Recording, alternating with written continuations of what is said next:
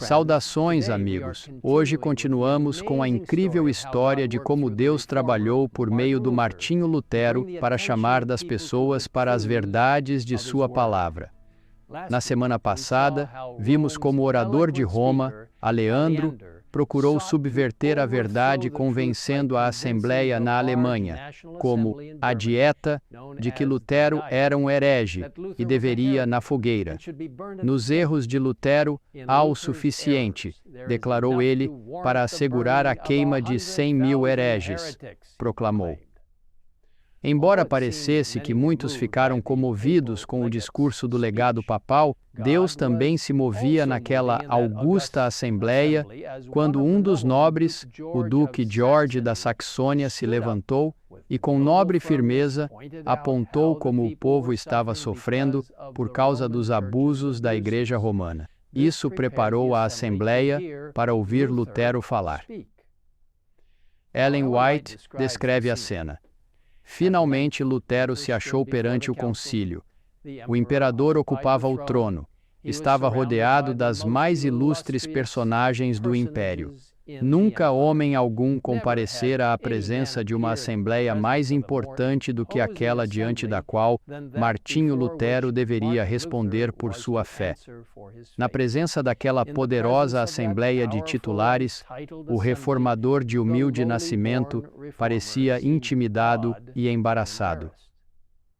Lutero foi levado para ficar em frente ao trono do imperador. Um silêncio profundo caiu sobre a assembleia lotada. Então, um oficial imperial se levantou, apontou para uma pilha de escritos de Lutero e exigiu uma resposta para duas perguntas. Número 1. Estes são seus escritos? Número 2. Você retrata as opiniões contidas nesses escritos?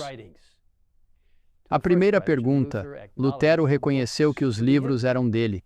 A segunda, ele respondeu: visto ser uma questão que respeita a fé e a salvação das almas e que interessa à palavra de Deus, o maior e mais precioso tesouro quer no céu, quer na terra, eu agiria imprudentemente se respondesse sem reflexão. Lutero então pediu respeitosamente: por esta razão, com toda a humildade, rogo a vossa majestade imperial conceder-me tempo para que eu possa responder sem ofensa à palavra de Deus. Este foi um pedido sábio, porque ele convenceu a Assembleia de que Lutero não agiu por paixão ou impulso. Todos ficaram impressionados com a calma e autocontrole de Lutero. Ao reformador foi dado até o dia seguinte para dar sua resposta final, mas seu coração desfaleceu ao contemplar as forças que se uniram contra a verdade. Nuvens se juntaram ao seu redor e ele ansiava pela certeza de que Deus estaria com ele. Naquela noite, ele derramou seu coração ao Senhor, implorando por sua ajuda e presença divinas. Se a meu lado, ele orou. Por amor de teu bem-amado Jesus Cristo, que é minha defesa, meu escudo e torre forte. Deus permitiu que Lutero percebesse que a tarefa era grande demais para ele, que sua única ajuda vinha de cima. Em seu total desamparo, a fé de Lutero se fixou em Cristo, o poderoso libertador. Ele foi fortalecido com a certeza de que não compareceria sozinho perante o concílio, e com sua mente firme em Deus, preparou-se para a luta diante dele. No dia seguinte, quando Lutero se apresentou diante da Assembleia, não havia medo ou embaraço. Calmo e cheio de paz, ainda que valoroso, manteve-se como testemunha de Deus entre os grandes da terra.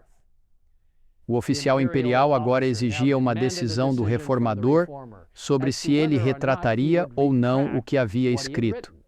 Em resposta, Lutero respondeu respeitosamente, explicando que suas obras publicadas não eram todas do mesmo caráter.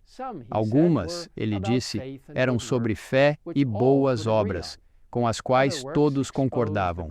Outras obras expuseram as corrupções e abusos do papado, e a terceira classe de livros apontou certos indivíduos que defenderam os males existentes. Nesta terceira classe, Lutero confessou que havia sido mais direto do que precisava e que era um mero homem e não Deus. Ele então convidou qualquer um a mostrar-lhe nas Escrituras onde seus ensinamentos estavam errados. Logo que estiver convicto disso, retratarei todo o erro e serei o primeiro a lançar mão de meus livros e atirá-los ao fogo. A apresentação de Lutero havia sido em alemão, mas agora ele foi solicitado a repeti-la em latim. Embora exausto, ele se apresentou novamente. Dizem-nos que a providência de Deus dirigiu isto. O espírito de muitos dos príncipes estava tão obliterado pelo erro que a primeira vez não virá a força do raciocínio de Lutero. Mas a repetição habilitou-os a perceber claramente os pontos apresentados. Enquanto alguns agora podiam ver claramente, outros teimosamente fecharam os olhos para a luz, determinados a não se convencer da verdade. Furioso, o porta-voz da dieta gritou: "Não respondeste à pergunta feita. Exige-se que dês resposta clara e precisa. Retratar-te-ás ou não?"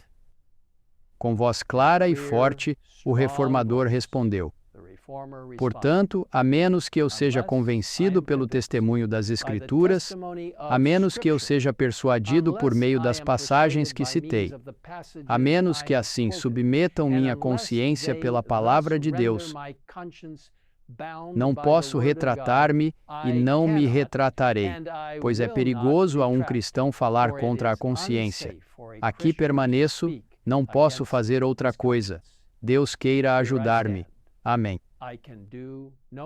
Assim se manteve este homem justo sobre o firme fundamento da palavra de Deus.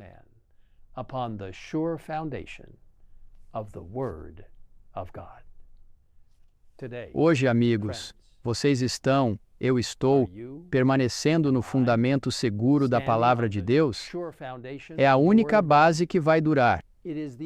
Como Jesus explicou em seu belo Sermão da Montanha, aquele, pois, que ouve estas minhas palavras e as pratica, será comparado a um homem prudente que construiu a sua casa sobre a rocha.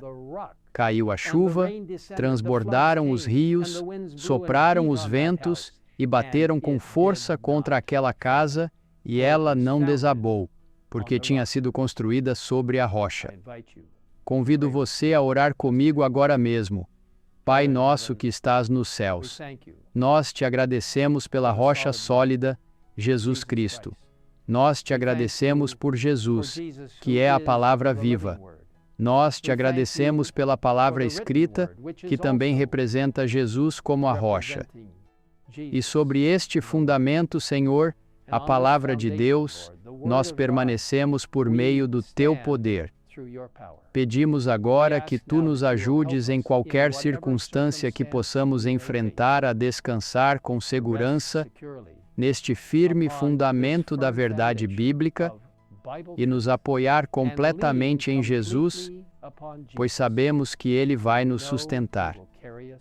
Obrigado por nos ouvires nesta oração. Em nome de Jesus, pedimos. Amém. Amen.